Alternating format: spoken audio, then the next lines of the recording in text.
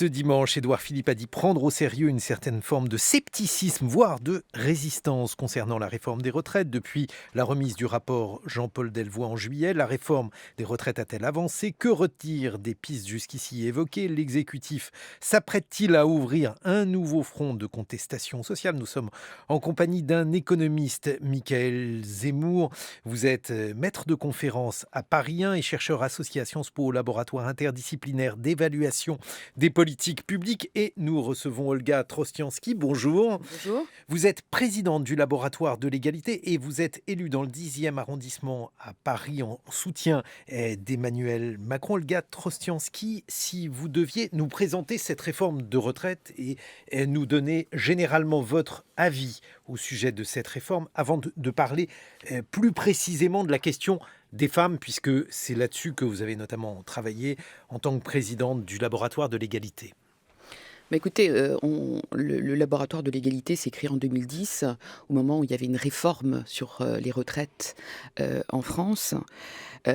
Nous, notre principale contribution en 2010, c'est de rappeler et de dire ce que personne n'avait entendu, c'est qu'il y avait un sujet sur les femmes et sur les inégalités entre les femmes et les hommes en France. C'était la première fois qu'on en parlait en 2010.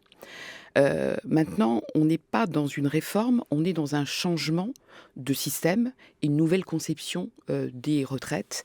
Et pour nous, ce qui nous semble important, c'est que Jean-Paul Delevoye s'engage à ce que le sujet d'égalité entre les femmes et les hommes soit au cœur des 3-4 sujets de préoccupation sur les retraites. Et d'autre part, qu'on prenne aussi en compte les changements de sociétaux, puisque c'est une conception ancienne de ce système de retraite qui date des années 45. Nous sommes en 2019 et il est absolument vraiment déterminant de les prendre en compte. Pourquoi une conception ancienne ? Une conception ancienne parce que dans les années 45, on était dans un système où monsieur était gagne-pain et madame salaire d'appoint. Parce que monsieur et madame se mariaient et divorçaient peu.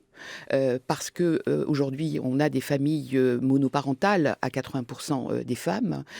On a des personnes qui se pacsent et qui ne se marient pas. Et c'est un sujet très très important sur les retraites. On pourra en rediscuter. Il y a beaucoup de divorces. Et donc, on est dans un système de conception tout à fait différent et qu'il faut évidemment prendre en compte aujourd'hui. Alors, avant de parler de la question donc, de l'égalité entre les hommes et les femmes, juste quelques mots, Olga Trostiansky, sur votre vision de cette réforme des retraites avec ce rapport qui a fuité, un rapport qui explique qu'il va manquer entre 8 et 17 milliards d'euros au système des retraites en 2025 pour être équilibré. Bref, qu'il va falloir faire des économies ou bien gagner moins à la retraite ou bien partir plus tard. Bref, qu'est-ce que vous en pensez ? Écoutez, on a changé. Les jeunes, mes enfants, évidemment, ils vont travailler plus tard que ce que faisaient ma mère et mon père qui travaillaient beaucoup plus jeunes. Donc, on a un fonctionnement d'études et de travail qui est différent. Ça, je crois que c'est important quand on avait des apprentis à 12 ou 14 ans qu'ils veuillent partir très tôt à la retraite. Ça me semble tout à fait normal. Quand on a des jeunes qui commencent à travailler plus tard, il faut évidemment aussi en tenir compte. Après, il y a des sujets évidemment de pénibilité pour les femmes et pour les hommes. On ne tient pas beaucoup compte de la pénibilité pour les femmes. C'est vraiment un des sujets. Mais donc, c'est des points qu'il faut évidemment prendre en compte. Les régimes spéciaux, qu'en pensez-vous ? Écoutez, je crois qu'il y a une disparité dans les systèmes de retraite. Et donc on voit que cette envie d'harmonisation, moi je pense qu'elle est intéressante. Le jugement des Français et des Françaises, c'est de dire qu'il y a des grandes inégalités entre le public et le privé, qu'il y a des inégalités dans les différents systèmes. Et effectivement, il y a un certain nombre de questions qui sont posées qui me semblent tout à fait légitimes. Michael Zemmour, une réaction peut-être à ce que vient de dire Olga Trostiansky.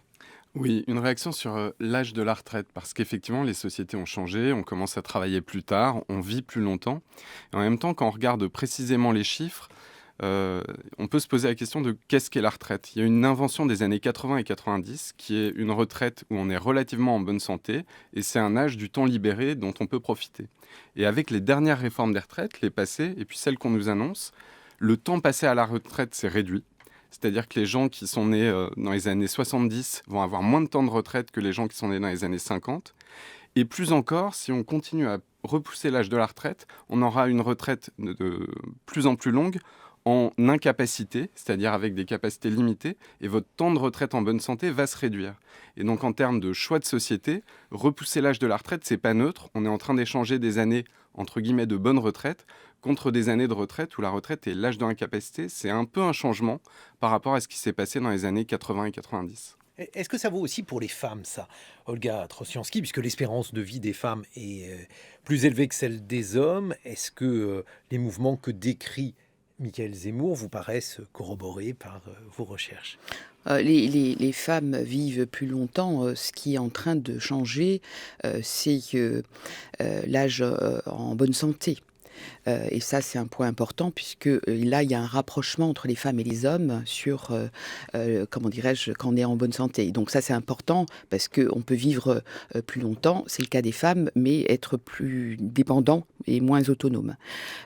Moi, je voudrais redire un chiffre qui me paraît très important, c'est qu'il y a 42% d'écart entre les femmes et les hommes au niveau des pensions. C'est pas 3, c'est pas 5, c'est 42% au niveau des droits directs. C'est-à-dire, vous travaillez, je travaille, et au bout du compte, avec les salaires qu'on a, et c'est d'une vision macroéconomique et globale, eh bien, vous aurez 1 891 € de retraite par mois, et moi, j'en aurai 1091. Donc, il y aura un écart entre vous et moi de 800 €. Comment Donc, expliquez-vous cela? il y a deux explications. La première explication, c'est les inégalités professionnelles tout au long de la carrière. Et quand je dis inégalités professionnelles, on a parlé tout à l'heure de pénibilité. Il y a les écarts de salaire qui sont de 27% entre les femmes et les hommes. Et vous savez bien que 27%, c'est à la fois, comment dirais-je, les aspects liés à la non-mixité des métiers. C'est lié également au temps partiel. Et on y reviendra parce que c'est un enjeu important sur les retraites. Il y a évidemment... quand je disais non-mixité des métiers, c'est-à-dire qu'on a à peu près 10% des métiers qui sont concentrés sur les femmes, ça veut dire 90% des hommes sont sur beaucoup de métiers. Le temps partiel, on a 30% de femmes à temps partiel et 10% d'hommes. Donc on voit bien qu'un tiers des femmes en France sont à temps partiel Temps et que ça partiel a des contraint. conséquences. C'est contraint, c'est subi, on voit très bien dans les métiers du care, quand on est Dans les métiers du soin. caissière dans un supermarché, on a des temps partiels qui sont contraints, subis par comment dirais-je, un certain nombre d'organisations d'entreprises. Donc, on a des inégalités aussi pour les arrêts de travail pour enfants. On voit bien que plus de 50% des femmes arrêtent ou réduisent leur temps de travail pendant au moins un mois après la naissance d'un enfant, contre 12% des hommes. Et donc, on voit bien qu'il y a des inégalités très, très importantes. Et la réalité aussi, c'est que l'âge de départ de retraite entre les femmes et les hommes est différent. Les hommes arrivent à avoir, comment dirais-je, la totalité de leurs droits à 61 ans et plus, et les femmes à plus de 62 ans. Donc, on voit qu'il y a une différence de liquidation de retraite avec une carrière complète pour 45% des femmes et 74% des hommes. Donc, il est urgent vraiment de changer ce système de retraite parce que tout à l'heure, M. Zemmour parlait de précarité. Ceux qui sont dans la précarité, c'est 68% des femmes contre 32% des hommes.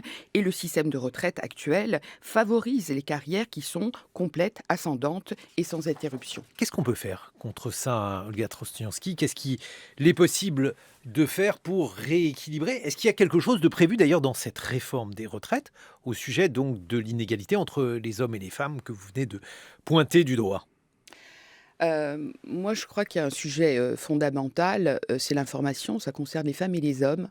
On voit très bien dans toutes les enquêtes qui ont été faites, les femmes en particulier ne savent pas, quand elles arrivent à la retraite, le montant de leur pension. Donc, pour moi, les entreprises, que ce soit dans le privé, dans le public, pourraient, comment dirais-je, aider. C'est-à-dire, vous arrivez dans votre entreprise et on vous donne les informations en disant toutes les décisions que vous allez prendre pendant votre vie professionnelle, qu'est-ce que ça a comme incidence, et par rapport à votre salaire, que vous sachiez, que vous organisiez. La retraite, c'est pas à 60 ans, c'est à 30 ans qu'il faut D'accord. réfléchir, et c'est compliqué parce qu'à 30 ans, on est plutôt dans une Non, je fais la réflexion. grimace parce que souvent on On est pense à autre plutôt, chose on à est 30 ans. plutôt dans une réflexion effectivement d'enfants, éventuellement de mode de garde ou de couple, que ce soit hommes et femmes, etc. Donc il y a cette information qui est très très très importante. Il y a un sujet de gouvernance. Le sujet d'égalité femmes-hommes, aujourd'hui et pendant les 10, 15, 20 ans à venir, ça doit être un des 4 sujets prioritaires, et ça doit être avec une gouvernance, avec des associations comme le laboratoire de l'égalité et d'autres. Mais alors, puis, pardonnez-moi, je repose la question parce que oui, aujourd'hui, dans cette réforme des retraites, est-ce qu'il y a quelque chose de prévu? bien sûr, il y a des Quoi? choses. Alors, il y a des choses sur lesquelles, des pistes sur lesquelles nous, on réfléchit avec intérêt, c'est que le fait des majorations de pension.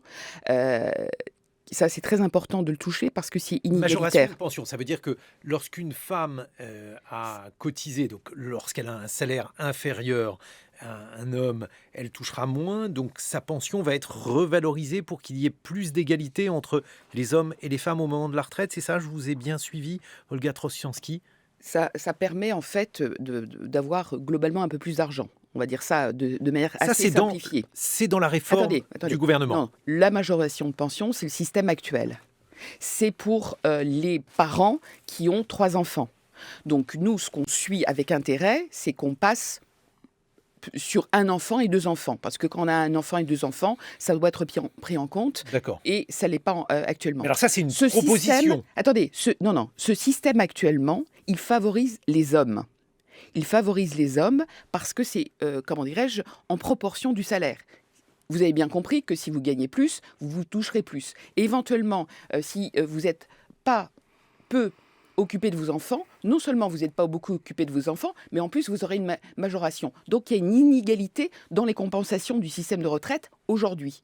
Donc ce que dit, comment dirais-je, Jean-Paul Delevoye dans son rapport, c'est que ça pourrait être 5% pour les hommes et pour les femmes. Nous, ça ne nous convient pas. Nous, ce qu'on veut, c'est un forfait.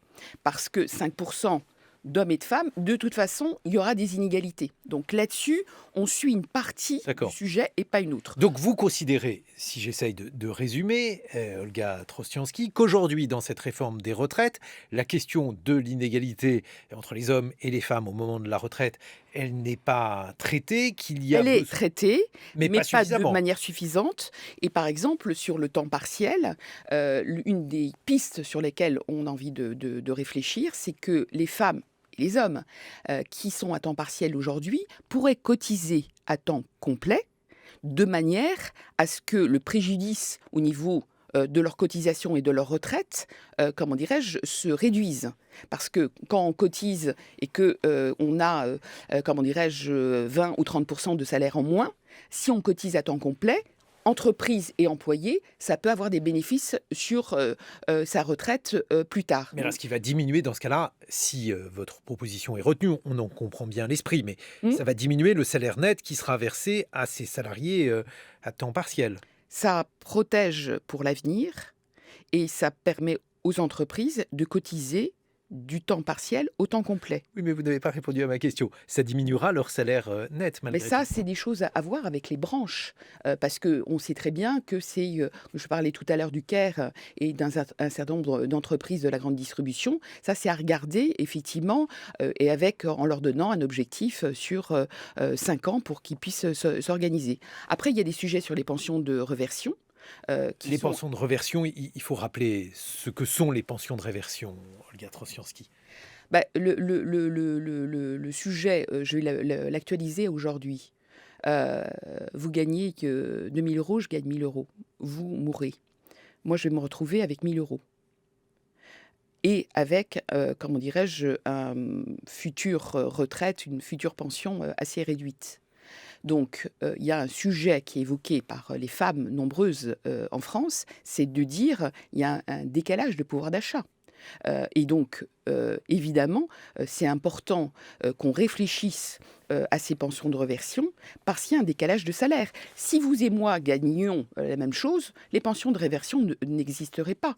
Et pour nous, au laboratoire de l'égalité, il y a donc à la fois à travailler sur le système de retraite, on a dit des choses sur les pensions de réversion, sur le temps partiel et sur les majorations, et à la fois un travail au niveau du gouvernement pour réduire les écarts de salaire de 27% qui existent actuellement. Muriel Pénicaud et Marlène Schiappa ont fait des choses avec l'index de l'égalité, mais il faut poursuivre par rapport à la mixité des métiers et par rapport au temps partiel. Mickaël Zemmour, sur ces différents sujets, qu'est-ce que vous avez, vous, dans vos recherches, puisque je rappelle que vous êtes économiste et vous êtes chercheur au laboratoire interdisciplinaire d'évaluation des politiques publiques, qu'est-ce qu'il est possible de faire? Les propositions qu'Olga Trostiansky, qui est présidente du laboratoire de l'égalité, les propositions qu'elle a faites, sont-elles de nature à réduire l'écart? Y a-t-il d'autres possibilités? Et puis, comment le gouvernement se saisit-il de ces questions s'il s'en saisit? Alors, le diagnostic qui a été fait, je le partage tout à fait. C'est-à-dire que les systèmes de retraite, et en particulier le nôtre, ils reproduisent pas simplement les inégalités de salaire, ils les amplifient.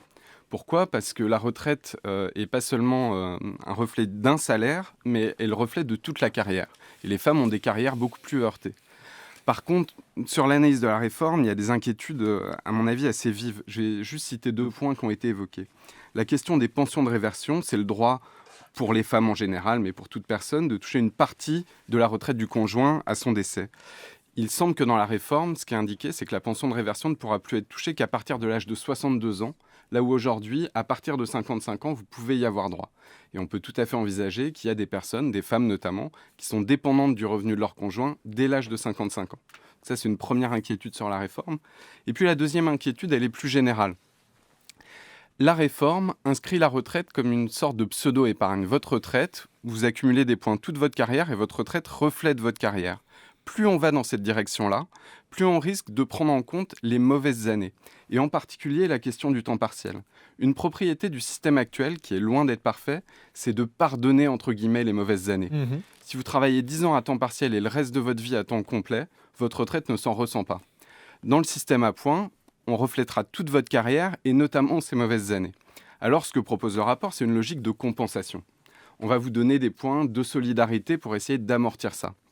Le problème de cette logique de compensation, c'est que plutôt que de réfléchir à un système qui d'entrée de jeu réduirait ou reproduirait au maximal les inégalités de salaire, ce qui serait déjà beaucoup, on rentre dans un système très contributif qui va reproduire, amplifier toutes les inégalités et derrière on va essayer de les compenser.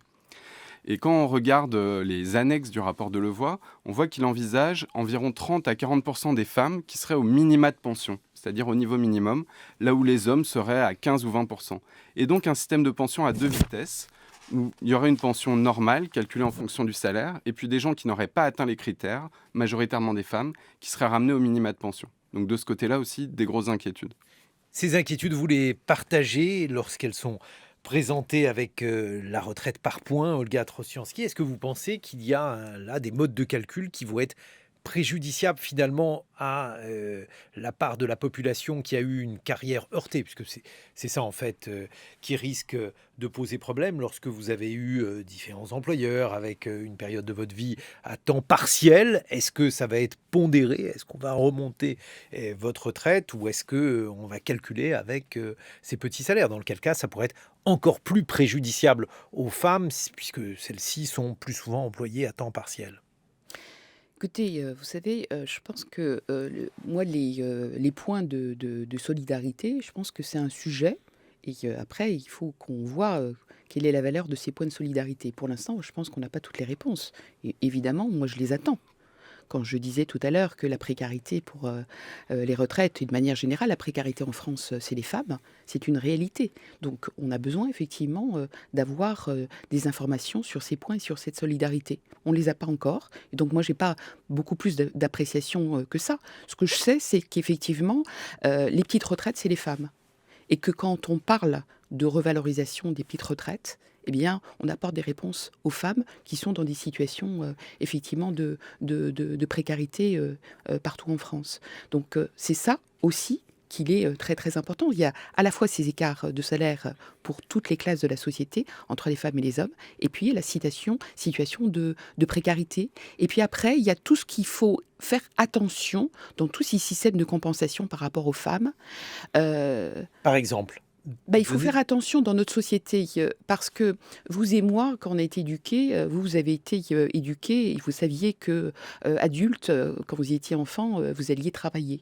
Les femmes ont encore maintenant, elles peuvent avoir la liberté de ne pas travailler. Le travail, c'est l'autonomie et c'est l'indépendance. Et donc, il y a un certain nombre de femmes, comme était ma mère, femmes au foyer, qui sont à la maison.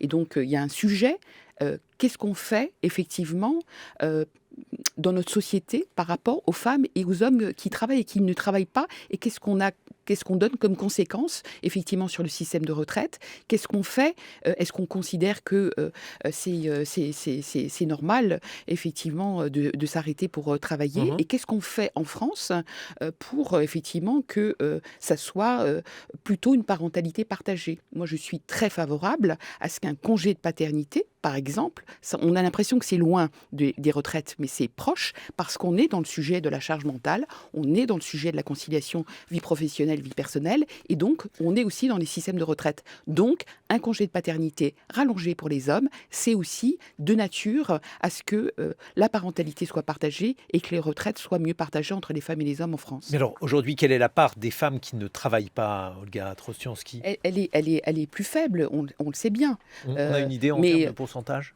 On est à 80, plus de 80%, par exemple, des couples qui sont biactifs. Je connais Monsieur Chiffre à Paris. Il est peut-être un petit peu plus réduit en dehors de Paris. Donc, on a encore... Et puis, on a un système aussi de congé de parentalité qui est pris beaucoup plus par les femmes. Il y a beaucoup de femmes qui s'arrêtent 1 an, 2 ans, 3 ans, qui reprennent leur activité éventuellement, qui ont du mal à reprendre leur activité et qui passent par une non-activité pendant des années et qui ont effectivement des difficultés de réinsertion professionnelle après. Donc il y a tout ce sujet qui est un sujet de société, de parentalité partagée pour effectivement améliorer les retraites en France. Mickaël Zemmour, on le voit au travers de cette discussion sur la réforme des retraites, il y a encore un certain nombre de choses qui ne sont pas fixées et il y a encore autour de la question des points retraite, bref, toutes ces questions-là, le gouvernement n'a pas apporté encore de réponse.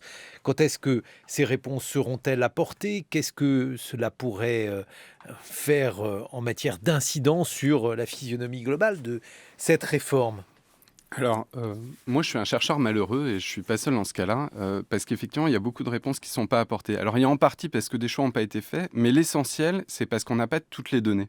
Quand vous lisez le rapport de loi, on a plein de principes qui sont fixés, des règles à peu près claires, des scénarios. Par contre, ce qu'on n'a pas, c'est des simulations grandeur nature. Alors, pas forcément pour chaque individu, mais pour tous les cas qui pourraient se présenter avec des données transparentes. Pour la question des femmes, c'est particulièrement le cas. Dans le rapport, on vous dit en moyenne, ça sera favorable aux femmes. Personne ne vit en moyenne. Et par contre, une analyse au cas par cas pour les personnes au chômage, pour les personnes avec des interruptions, on ne les a pas. Et alors, depuis un an et demi... ça comment? Le fait qu'on n'ait pas finalement un certain nombre d'informations qui sont des informations assez importantes, puisque la valeur du point, bref, toutes ces choses-là, c'est ce qui permet de calculer les retraites. Alors c'est très paradoxal parce qu'on a eu énormément de concertations entre le gouvernement et les partenaires sociaux. Jean-Paul Delevoye parle beaucoup des principes, mais depuis 1 an et demi, il dit ça sera des arbitrages, ça sera plus tard.